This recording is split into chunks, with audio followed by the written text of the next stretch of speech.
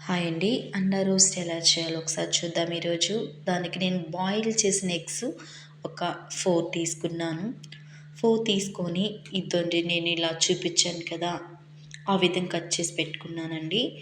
Cut చేసి పెట్టుకున్న తర్వాత వాటిల్లో వైట్, యెల్లో రెండిటిని వేరు చేశాను. అది నేను చూపిస్తాను కదా! అలా కొంచెం ప్రతి దాంట్లో నుంచి యెల్లో వేరు చేశానండి. వేరు చేసి అలా సపరేట్‌గా పెట్టుకున్నానండి.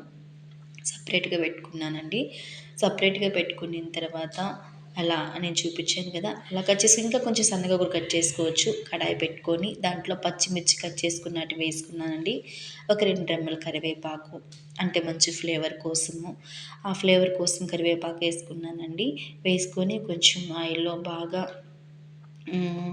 వేయించాలి. బాగా అంటే ఆ పచ్చిది అంతా కొంచెం ఆ పచ్చిమిర్చి అంతా నీట్‌గా బాగా ఆయిల్‌లో ఇది కావాలండి. ఆ తర్వాత మనం కట్ చేసి పెట్టుకున్నాం కదా! ఆ వైట్ ఎగ్‌ని మొత్తం మళ్ళీ ఆయిల్‌లో వేసేసేయాలి. ఆయిల్‌లో వేసుకొనియాలి. ఆయిల్‌లో వేసుకున్న తర్వాత బాగా అంటే ఆయిల్‌లో ఎంత బాగా ఫ్రై అయితే అంత టేస్ట్ వస్తుంది.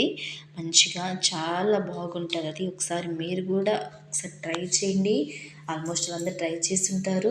ఆ తర్వాత అలా ఫ్రై అయిన తర్వాత నేను కొంచెం సాల్ట్ వేసానండి దాంట్లో. సాల్ట్ వేసి మంచిగా ఇంకొంచెం సాల్ట్ వేసాను. తర్వాత కొంచెం పసుపు కూడా వేసానండి. పసుపు వేసి కొంచెం కారం ఆల్రెడీ నేను చిల్లీ వేసున్నాను. కారం మనకు సరిపడుతుందనుకుంటే ఎక్స్ట్రాగా కారం వేసుకోవాల్సిన అవసరం ఏముండదు.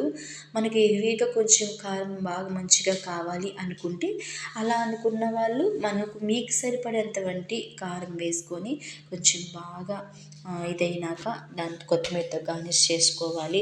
కొత్తిమీరతో గార్నిష్ చేసుకున్న తర్వాత వెంటనే పచ్చి ఆనియన్స్ అండి కట్ చేసుకొని పక్కన పెట్టుకోనండి ముందుగానే.